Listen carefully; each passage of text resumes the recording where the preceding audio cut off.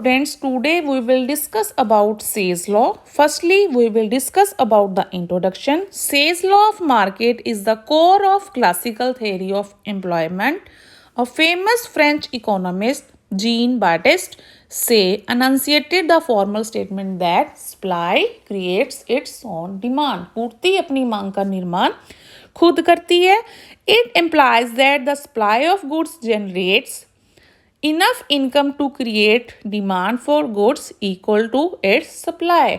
जितनी भी चीज़ों की सप्लाई होती है उससे इतनी इनकम जनरेट होती है कि सप्लाई डिमांड के इक्वल हो जाती है. So therefore there is no possibility of general overproduction and unemployment in the economy. Next one is the assumptions. First one is there is free market economy. Market पूरी तरह से free है, government की किसी भी तरह की कोई इंटरवेंशन नहीं है, ऑटोमेटिक एडजस्टमेंट हो जाती है अगर किसी भी तरह की कोई फ्लक्चुएशंस होती हैं. मार्केट का साइज क्या है, लिमिटलेस है. मनी यहाँ पे क्या है, सिर्फ मीडियम ऑफ एक्सचेंज है. इकोनॉमी क्लोज्ड है, किसी भी ट्रेड का किसी के साथ कोई भी लिंक नहीं है और ये जो है लॉन्ग रन में वैलिड है. ऑप्टिमम एलोकेशन ऑफ रिसोर्सेज को पूरी तरह से यूज किया जाता है. Next one is the important facts of says law. First one is production creates demand for good. With the use of inputs in production process, income is generated. This causes demand for produced goods and this is how supply creates its own demand.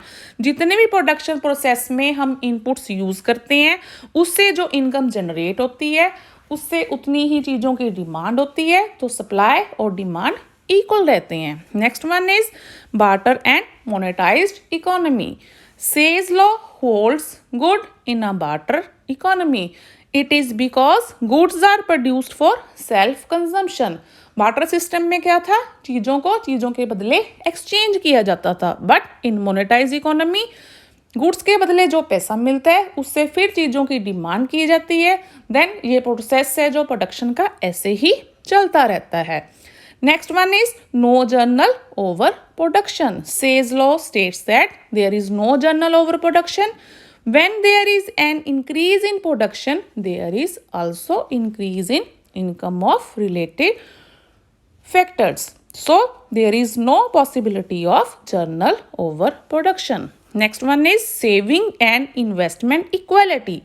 Generally, income is spent on consumption. When some amount of income remains unspent on consumption or saved, overproduction may exist, but it's a rate of interest. Rate of interest plays a crucial role for both the consumers and producers about saving and investment. Next one is labor market. In a free market economy, flexible rate of wages automatically restores full employment through the interaction of supply of labor and demand of labor.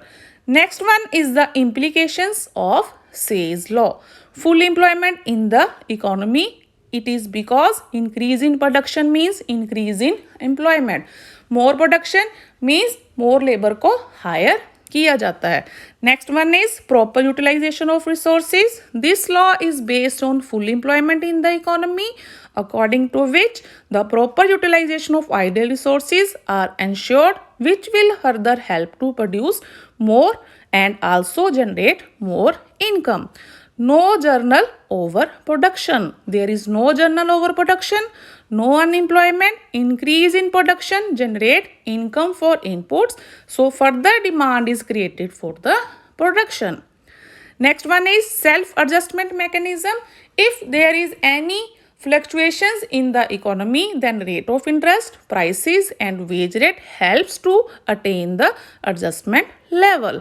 Next one is wage cut creates full employment. This law assumes that wage cut helps to restore full employment by reducing production cost and price level and increasing demand for goods.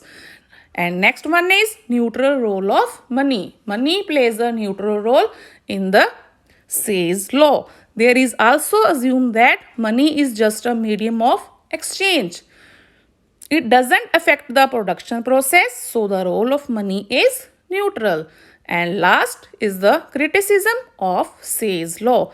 Say's law was criticized by J.M. Keynes.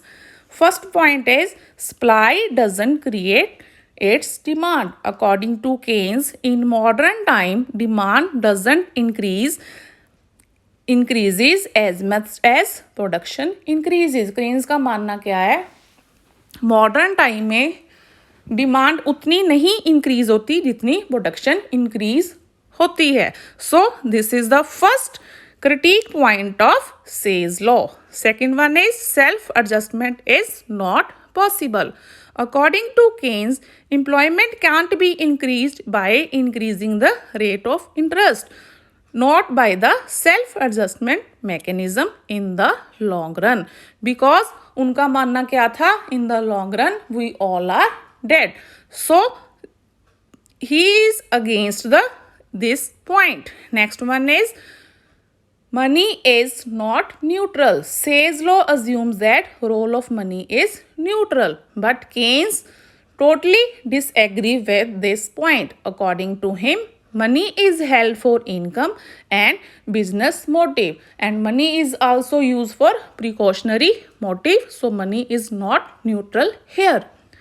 Next one is the overproduction is possible. Say's law deny this, but Keynes is in against it. He believes that whole factor income is not spent.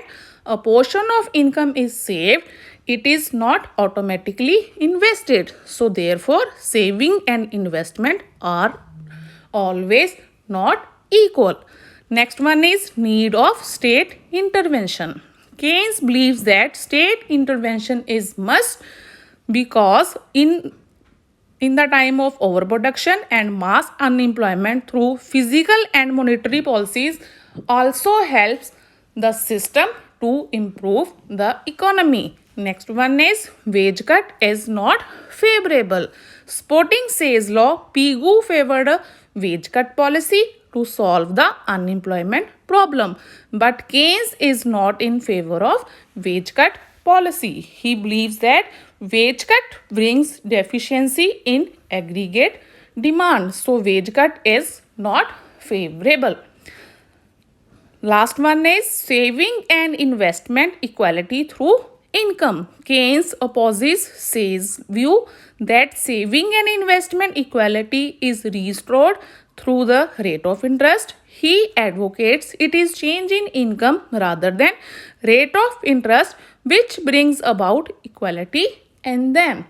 Thank you.